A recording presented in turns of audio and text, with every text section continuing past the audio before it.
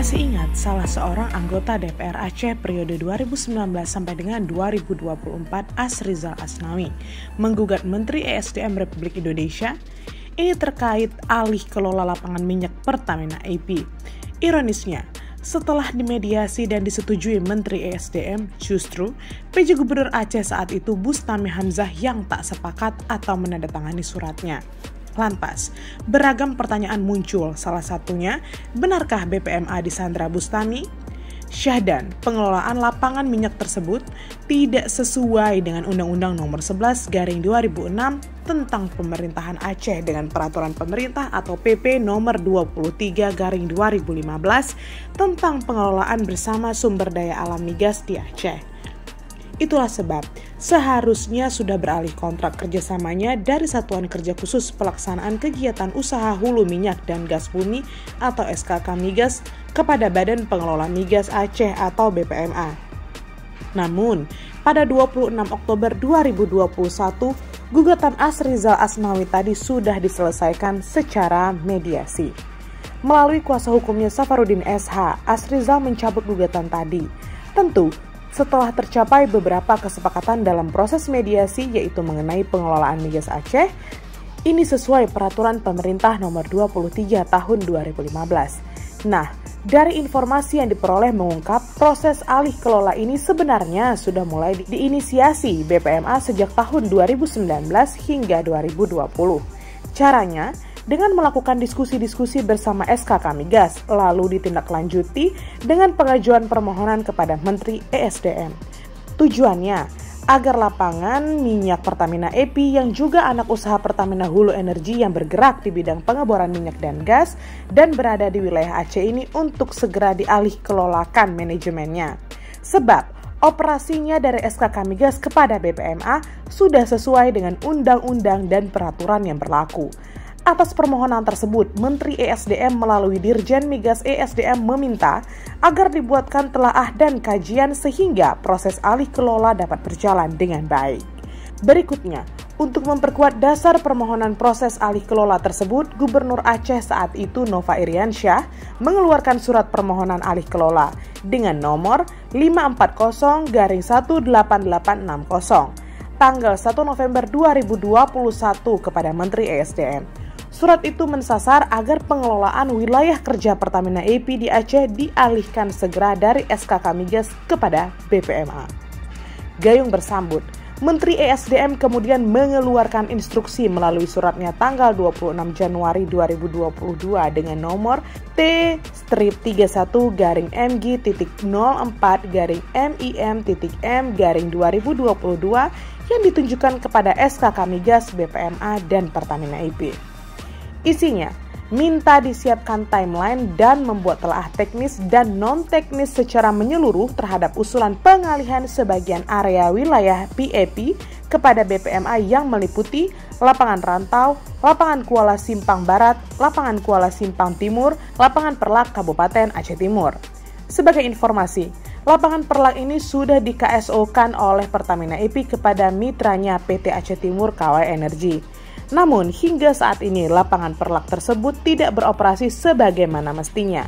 Itu sebabnya, di lokasi lapangan Perlak inilah kemudian merebak sumur-sumur tradisional yang dikerjakan masyarakat, sehingga mendesak dibutuhkan pengaturan dan kehadiran negara, agar tidak terjadi kecelakaan dan kebakaran yang berulang serta banyak merenggut korban jiwa. Hanya itu, nanti dulu. Dari hasil investigasi atas instruksi Menteri ESDM tersebut, BPMA akhirnya memanggil Pertamina EP untuk melakukan telaah dalam bentuk Focus Group Discussion atau FGD yang dilaksanakan di Banda Aceh tanggal 30 Maret hingga 1 April 2022. FGD ini juga mengundang SKK Migas, Biro Hukum Kementerian ESDM, Dirjen Migas ESDM, dan Pertamina EP sebagai narasumber. Hasilnya, para pihak sepakat akan menggunakan pasal 90 huruf B, yaitu ketentuan peralihan Peraturan Pemerintah Nomor 23 Tahun 2015 sebagai landasan untuk melakukan alih kelola sebagian wilayah kerja Pertamina EP di Aceh, serta kesepakatan bersama atas gugatan nomor 388/Perdata.G/2021 Pengadilan Negeri Jakarta Pusat. Kegiatan FGD tersebut dibagi 3 tim kecil, yaitu mengkaji aspek legal dan teknis serta finansial agar lebih tepat sasaran. Begitupun informasi yang diperoleh menyebut progres alih kelola berjalan sangat lambat sejak mediasi tersebut disepakati. Bayangkan, hingga saat ini atau hampir 2 tahun berjalan belum juga ada keputusan dari Gubernur Aceh. Itu sebabnya BPMA memberi masukan agar Pertamina EP melepaskan sebagian wilayah kerjanya di Aceh. Tapi, belum sepenuhnya dapat disepakati. Ini disebabkan manajemen Pertamina EP belum rela untuk melakukan carve out atau memisahkan wilayah kerja. Padahal, tuntutan itu sesuai dengan Perintah Undang-Undang Nomor 11/2006 tentang Pemerintahan Aceh dan PP Nomor 23/2015 tentang kenapa mereka terlalu berani dan benarkah BPMA tersandra. Pertamina justru mengajukan amandemen dengan opsi agar BPMA yang masuk menjadi bagian SKK Migas melakukan manajemen operasi di wilayah Aceh dan di kontrak kerjasama atau KKS wilayah kerja Pertamina EP. Alasan Pertamina EP karena opsi amandemen tersebut merupakan pilihan terbaik tanpa harus memisahkan wilayah kerja Pertamina EP yang terbentang dari Aceh hingga Papua dalam satu kontrak kerjasama atau KKS. Ironisnya, 1 tahun sejak FGD usai dilaksanakan, tapi belum ada tanda-tanda alih kelola rantau Kuala Simpang bergulir. Karena itu, Menteri ESDM kembali digugat. Kali ini, penggugatnya adalah Yayasan Advokasi Rakyat Aceh atau YARA di Pengadilan Negeri Jakarta Pusat pada 24 Februari 2024 lalu. Proses peradilan selanjutnya bergulir kembali hingga memasuki tahapan mediasi. Safarudin menawarkan bahwa tergugat 1, 2, dan 3 untuk segera melakukan alih kelola kontrak kerjasama migas dengan mengalihkan kontrak blok migas yang ada di Aceh antara tergugat 3, yaitu Pertamina, dengan tergugat 2, yaitu SKK Migas, kepada tergugat 4, yaitu BPMA. Ini sesuai dengan pasal 90 Peraturan Pemerintah Nomor 23 Tahun 2015, paling lama sampai 30 Desember 2023. Kemudian 26 Mei 2023, Menteri ESDM mengeluarkan surat keputusan untuk pengalihan sebagian wilayah kerja Pertamina EP di wilayah kerja Aceh kepada BPMA dengan mekanisme carve out. Atas dasar surat tersebut dan beberapa pembahasan itulah, pada 3 Oktober 2023, SKK Migas mengeluarkan rekomendasi koordinat carve out area rantau kepada Dirjen Migas. Selanjutnya pada 4 November 2023, Dirjen Migas menyampaikan bahwa usulan koordinat carve out harus diajukan bersamaan dengan usulan terms and condition.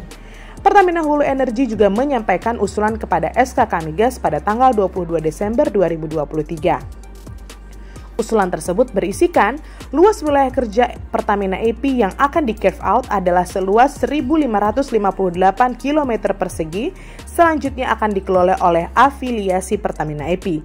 Tak hanya itu, afiliasi Pertamina EP yang akan menjadi operator adalah PT Pertamina Hulu Energi Aceh Darussalam serta term and condition yang diusulkan. Pembahasan kemudian bergulir kembali antara BPMA dan SKK Migas terkait terms and condition yang diusulkan dan dilaksanakan di Banda Aceh tanggal 30 sampai dengan 31 Januari 2024 lalu. Hasilnya, BPMA dan SKK Migas sepakat untuk mempercepat proses pengalihan wilayah kerja Pertamina EP sesuai arahan Menteri ESDM. Jadi, saat ini progres pengalihan wilayah kerja Pertamina EP sudah berjalan di tahap akhir. Kami, pihak BPMA dan SKK Migas telah melakukan 2 tahapan pembahasan, yaitu pertama, pembahasan koordinat wilayah kerja carve out yang nantinya akan menjadi wilayah kerja baru dan pembahasan terms and condition, kata Muhammad Mulyawan selaku Deputi Perencanaan BPMA kepada modusaceh.co beberapa waktu lalu di Banda Aceh. Namun, lanjut Mulyawan, pembahasan terms and condition kontraktor kerjasama atau KKS pada wilayah kerja atau WK baru masih harus dievaluasi kembali sebab usulan dari PT Pertamina EP belum memberikan keekonomian yang optimal bagi negara dan tentunya juga bagi Aceh. Ia mengatakan bahwa PT Pertamina EP selaku operator WK saat ini sudah menyampaikan usulan proposal kepada BPMA dan SKK Migas. Usulan proposal itu nantinya akan dievaluasi bersama oleh BPMA dan SKK Migas guna mendapatkan keekonomian yang optimal, baik bagi pemerintah maupun operator sebelum meminta persetujuan dari Gubernur Aceh. Dan pada 28 Maret 2024 lalu, setelah BPMA dan SKK Migas melakukan evaluasi atas usulan proposal Pertamina Hulu Energi, akhirnya tercapailah kesepakatan di antara BPMA, SKK Migas, dan Pertamina Hulu Energi terkait usulan carve-out rantau di wilayah Aceh. Nah, para pihak yaitu BPMA, SKK Migas, dan Pertamina Hulu Energi sepakat bahwa pengelolaan area rantau di wilayah Aceh dilakukan dengan menggunakan terms and condition existing seperti yang selama ini berlaku di wilayah kerja Pertamina EP. Apabila selanjutnya di masa setelah carve out area rantau di wilayah kerja Pertamina EP dan SKK Migas memerlukan tambahan insentif, maka PT Pertamina Hulu Energi atau PHE dapat mengajukan permohonan kepada pemerintah melalui BPMA dan SKK Migas.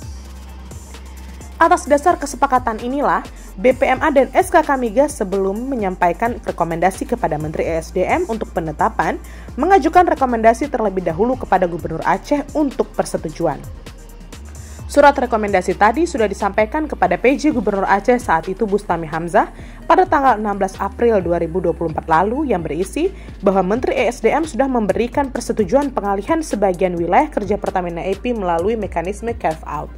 Ini berarti pengelola wilayah kerja hasil carve-out adalah PT Pertamina Hulu Energi Aceh Darussalam dan SKK Migas. Sedangkan BPMA beserta Pertamina Hulu Energi menyepakati bahwa pengelolaan area rantau wilayah Aceh dilakukan dengan menggunakan terms and condition existing seperti yang selama ini berlaku di wilayah kerja Pertamina EP. Apabila di masa setelah carve out area wilayah rantau Aceh di bawah pengelolaan BPMA atau wilayah kerja Pertamina EP di bawah SKK Migas memerlukan tambahan insentif, maka PT Pertamina Hulu Energi dapat mengajukan permohonan insentif kepada pemerintah melalui BPMA dan SKK Migas. Hasilnya, surat yang telah disampaikan BPMA kepada PJ Gubernur Aceh kemudian didisposisi kepada Dinas ESDM Aceh untuk ditelaah. Saat itu, Kepala Dinas ESDM Aceh, Mahdi Nur, telah menyampaikan konsep surat persetujuan kepada PJ Gubernur Aceh Bustami Hamzah. Namun, entah mengapa, hingga dia mengundurkan diri untuk maju sebagai kandidat Gubernur Aceh pada Pilgub 27 November 2024 mendatang, surat tersebut tidak kunjung ditandatangani Bustami. Tak jelas apa alasan Bustami Hamzah ketika itu menolak untuk menandatangani persetujuan tadi. Kini, harapan pada PJ Gubernur Aceh Safrizal untuk menyetujui dan menandatanganinya. Semoga.